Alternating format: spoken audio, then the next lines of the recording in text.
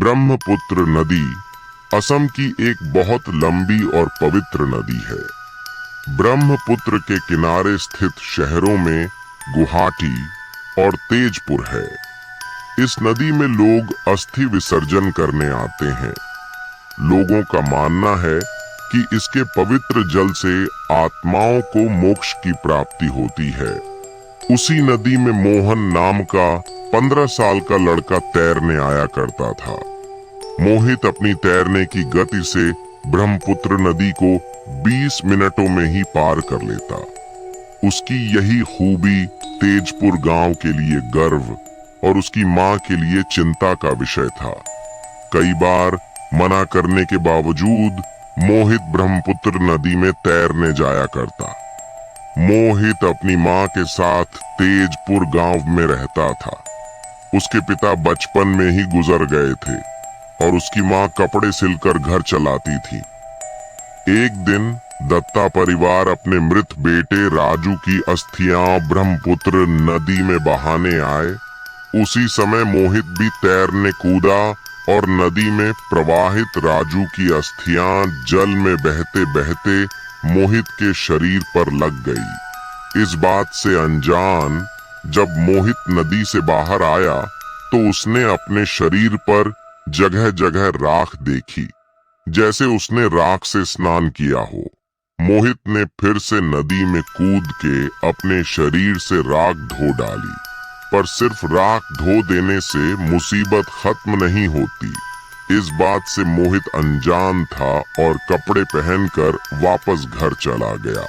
रात के 2 बजे अचानक मोहित चिल्लाने लगा, मुझे इंसाफ चाहिए वरना किसी के लिए ठीक नहीं होगा।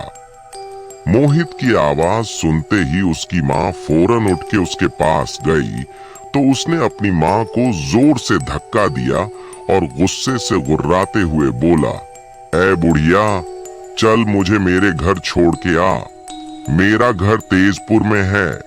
मोहित का ऐसा हाल देख उसकी मां बहुत डर गई थी। उसी समय मोहित की मां ने पड़ोस के लोगों को अपने घर में इकट्ठा किया।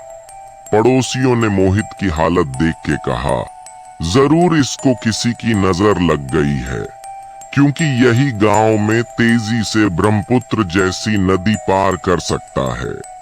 मोहित को कल हम कामाख्या मंदिर ले चलेंगे, क्योंकि वहां हर बाधा से छुटकारा मिलता है।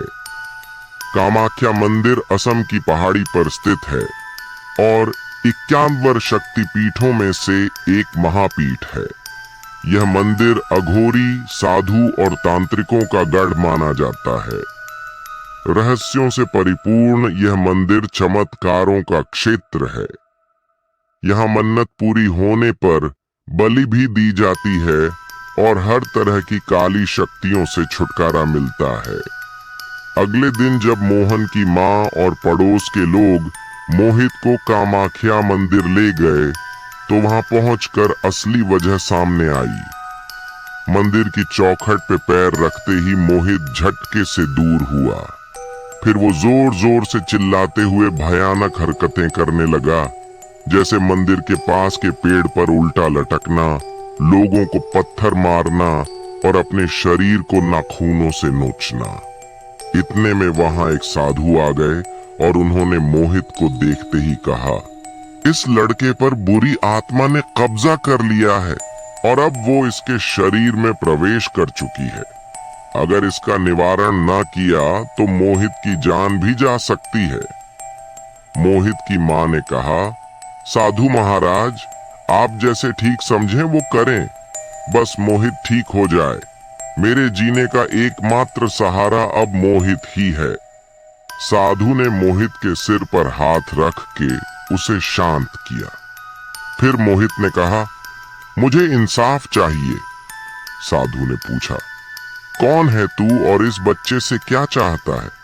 मोहित ने जवाब दिया, मैं राजू हूं। उस दिन जब मेरा परिवार मेरी अस्थियां बहाने ब्रह्मपुत्र नदी में गाया था तो उसी नदी में मोहित तैर रहा था। मैंने उसी समय इसके शरीर में प्रवेश कर लिया, क्योंकि यही लड़का मुझे इंसाफ दिला सकता था।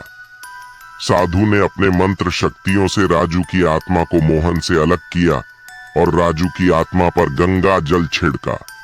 राजू की आत्मा गायब हो गई और मोहित ये सब देख वहीं बेहोश हो गया।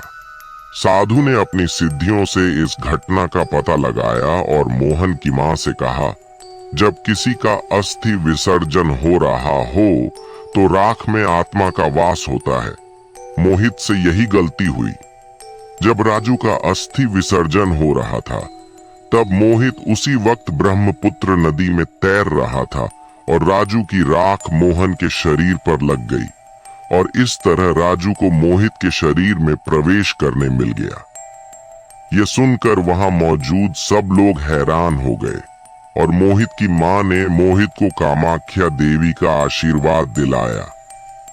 असम के भूतिया रहस्यों से शायद लोग अनजान हो, पर कामाख्या देवी मंदिर के रहस्य जानने में आज भी लोग नाकाम हैं। वैज्ञानिक भी इस मंदिर के रहस्यों का पता नहीं लगा पाए। हम इंसान ये भूल जाते हैं कि कुदरत के कई ऐसे रहस्य हैं जिन्हें जानने के लिए हमें कोशिश नहीं करनी चाहिए। कई बार रहस्यों के खुलने से बहुत भारी कीमत चुकानी पड़ती है और अनजाने में हम दैविक शक्तियों को चुनौती दे बैठते हैं।